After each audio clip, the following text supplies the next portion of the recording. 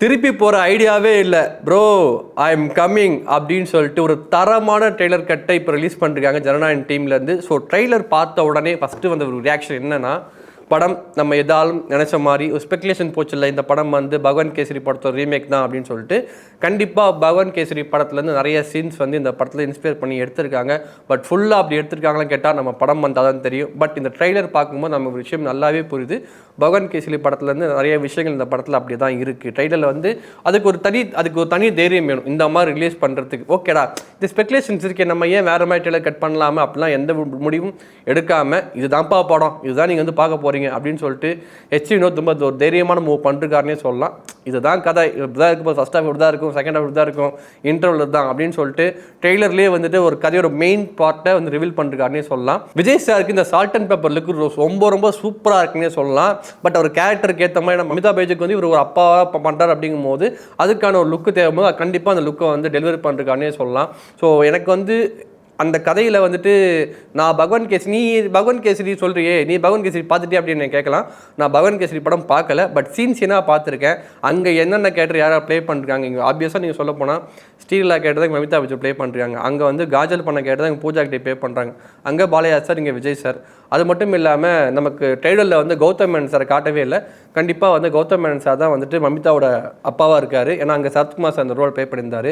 அங்கேயும் வந்து ஒரு ஃப்ளாஷ்பேக் போர்ஷன் இருக்குது, அதில் பாலையா போலீஸாக இருக்கார். இதுலேயும் ஃப்ளாஷ்பேக் போர்ஷன் இருக்குது, இதுவும் விஜய் சார் வந்து போலீஸாக இருக்கார். அங்கே வந்து அங்கே ஒரு வில்லன் இருந்தார், அதே வில்லன் ரோல் தான் இங்கே பாபி டியால் ப்ளே பண்ணுறாரு. அங்கே வந்து ஒரு அரசியல்வாதி ரோல் ப்ளே பண்ணியிருந்தாங்க, அதே தான் இங்கே பிரகாஷ் சாரும் ப்ளே பண்ணிருக்காரு. பிரகாஷ் சாரும் வந்து பொலிட்டிஷியனாக ப்ளே பண்ணிருக்காரு. அப்படிங்கும் போதுட்டு என்னப்பா அப்போ அதே தானே எடுத்திருப்பாங்க, கேசரி தானே இது, அப்போ வந்து இதை கலாய்க்கலாம்ல, நாங்கள் ஏன் கலாய்க்கக்கூடாது அப்படின்லாம் ஒரு சில பேர் யோசிக்கலாம். ஆனால் இங்கே என்ன ஹெச்னா சேஞ்ச் பண்ணுறதுக்காக நம்ம வெயிட் பண்ணி தான் பார்க்கணும். இன்னொன்று, அது கலாய்க்கிற மாதிரி படமும் இல்லை. பகவான் கேசரி பார்த்தவங்க எல்லாருமே சொன்ன விஷயம் என்னன்னா, பகவான் கேசரி செம்ம நல்ல படம், அந்த படத்துக்கு வந்து நேஷனல் அவார்டு கொடுத்துருக்காங்க தெலுங்குல. அப்படிங்கும் போதுட்டு பாலையா பண்ணிட்டாருங்கிற ஒரே காரணத்துக்காக வந்து யாரும் ரீமேக் பண்ணக்கூடாது அப்படிலாம் ஒன்றுமே இல்லைல்ல. கதை நல்லா இருந்தால் யாரும் ரீமேக் பண்ணலாம். அது மட்டும் இல்லாமல் விஜய் சார் வந்து ரீமேக்கில் கிங்குன்னே சொல்லலாம். அவரோட மிகப்பெரிய பிளாக் பஸ்டர் படங்கள் நிறையா படங்கள் வந்து ரீமேக் படமாக தான் இருந்துருக்கு. உதாரணத்துக்கு சொல்ல போனால் அங்கே ஒக்கடுவா ரிலீஸ் ஆச்சு, இங்கே கில்லியாக ரிலீஸ் ஆச்சு. பட் நீங்கள் இப்பயும் ஒக்கடுவும் கில்லி எடுத்து போனால் கில்லியில் வந்து அவ்வளோ அதே கோர் பிளாட் தான் கதையாக இருக்கும். பட் அவ்வளோ வேரியேஷன் பண்ணியிருப்பாங்க, தமிழுக்கு ஏற்ற நிறைய விஷயங்கள் மாற்றிருப்பாங்க. அந்த மாதிரி சேஞ்சஸ் ஜனநாயகனில் பண்ணியிருக்காங்க. அது நான் ஒரு ஷார்ட்டில் கண்டுபிடிச்சிட்டேன். ஏன்னா அதில் நம்ம வந்து அந்த பகவான் கேசரி படத்தோட இன்டர்வல் சீக்வன்ஸ் நான் பார்த்துருக்கேன். இந்த படத்தோட இன்டர்வல் சீக்வன்ஸ் என்ன, இன்டர்வல் என்ன டைலாக், அது எல்லாமே ட்ரெய்லரில் நமக்கு ரிவீல் பண்ணிட்டாங்கன்னு நான் சொல்லுவேன். பட் அந்த இன்டர்வல் வர போர்ஷன் இருக்குல்ல, அது தேட்டரில் வந்து பிளாஸ்டாக இருக்க போகுது. ஏன்னா அதில் வந்து ஒரு சீக்வன்ஸ் வரும், என்பிகேன்னு போட்டு ஒரு சில விஷயம் வரும். என்பிகேக்கு பதிலாக இங்கே டிவிகேன்னு தான் வரப்போகுது.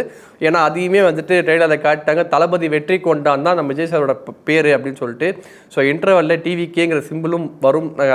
அது வந்து தேட்டரில் பார்க்க தெரியா இருக்கு போதே சொல்லலாம். இன்டர்வலுக்கான டைலாக்கும் வந்து இந்த இதுலேயே வந்து விஜய் சார் பேசியிருக்காரு. அதுதான் படத்தோட இன்டர்வல் டைலாக்.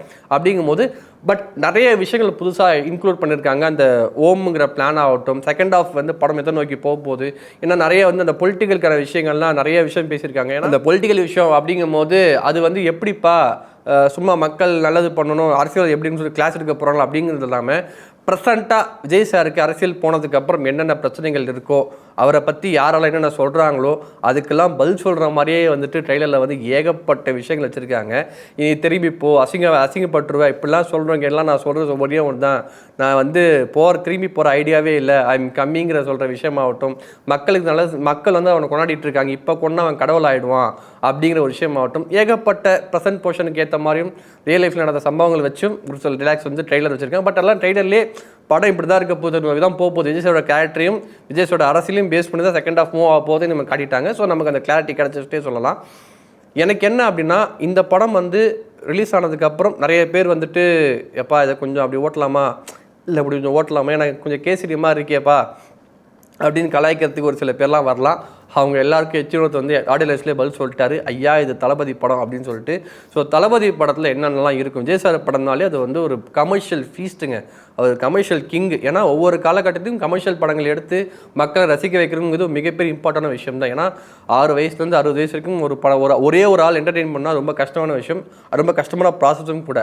அதை வந்து ஒரு காலகட்டத்தில் எம்ஜிஆர் பண்ணார், அப்புறம் ரஜினி சார் பண்ணார், இப்போ விஜய் சார் பண்ணிட்டு இருக்காரு. அப்படிங்கும்போது விஜய் சார் அந்த ப்ரைம் டைமில் அதை விட்டுட்டு போகிறாரு. அப்படிங்கும்போது அப்போ அந்த கடைசி படம் எந்த அளவுக்கு ஒரு கமர்ஷியலாக எல்லா தரப்பட்ட மக்களும் கொண்டாடுற மாதிரி ஒரு படமாக கொடுக்கணும்னு யோசிச்சிருப்பாரு.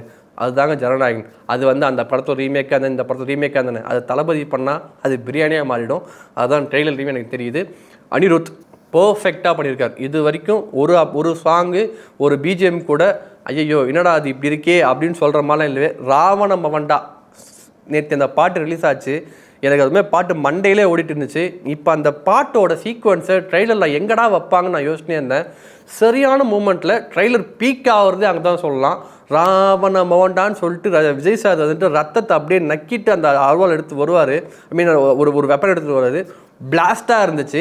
அது மட்டும் இல்லாமல் ஃபைட்ஸ்லாம் அந்த படத்தில் வந்து ரொம்ப பயங்கரமாக தான் இருக்குது. ரொம்ப லாஜிக்காக நீங்கள் வந்து துப்பாக்கியில் எதிர்பார்க்குற மாதிரி இல்லை கத்தியில் எங்களுக்கு வந்து லாஜிக்காக தான் ஃபைட் வேணும்லாம் நீங்கள் இந்த படத்தை எதிர்பார்க்கக்கூடாது. இது வந்து ஒரு திருப்பதி சிவகாசி மாதிரி அந்த ரேஞ்சுக்கான படம். தளபதி அடித்தாரோ 4 பேர் பறப்பான், 4 பேர் பயந்து ஓடுவான். அவருக்கான பில்டப் எல்லாமே இந்த படத்தில் ரொம்ப அதிகமாக தான் இருக்கும். இது அந்த மாதிரி ஒரு படம் தான். அப்படிங்கும் போதுட்டு நீங்கள் அந்த மைண்ட் செட்டை வச்சுக்கோங்க.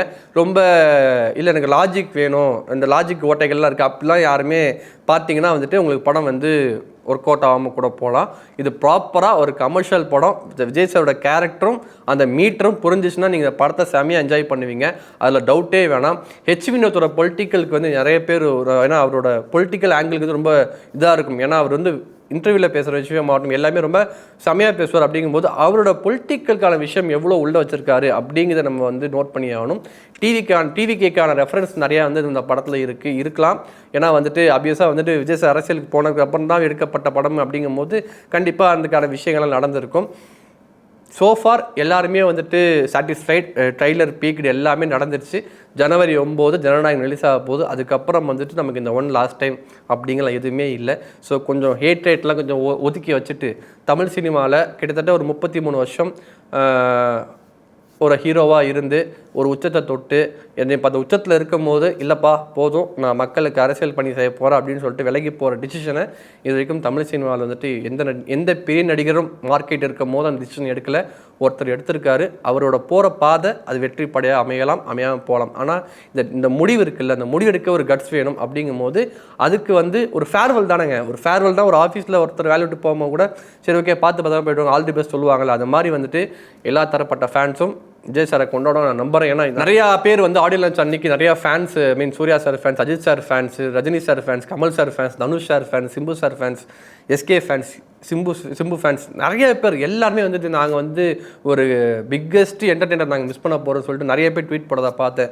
ரொம்ப சந்தோஷமாக இருந்துச்சு. ஏன்னா தமிழ் சினிமாவில் வந்து ஒற்றுமை இல்லாமலாம் இல்லை, எல்லாருக்குமே ஒற்றுமை இருக்குது. ஒரு உச்ச நட்சத்திரம் போகும்போது எல்லா தரப்பட்ட ஆடியன்ஸும் நாங்களும் எங்கள் விஜய் சார் மிஸ் பண்ண தாங்க போகிறோம். நாங்களுமே அவர் டான்ஸை மிஸ் பண்ண போகிறோம், அவரோட படங்களை மிஸ் பண்ண போகிறோம், அவரோட பாட்டை மிஸ் பண்ண போகிறோம்னு சொல்லிட்டு நிறைய பேர் ட்விட்டர் நிறைய பேர் போட்டாங்க. அப்படிங்கும்போது கண்டிப்பாக ஜனநாயகன் ஒரு பர்ஃபெக்ட் ஃபேர்வெல் படம் விஜய் சாருக்கு அமைய போது. ஜனவரி 9 எல்லா தரப்பட்ட ரசிகர்களும் மக்களும் வந்து படத்தை கொண்டாட நான் நம்புகிறேன். ஸோ வெயிட் பண்ணி பார்க்கலாம் ஜனவரி 9 வரைக்கும்.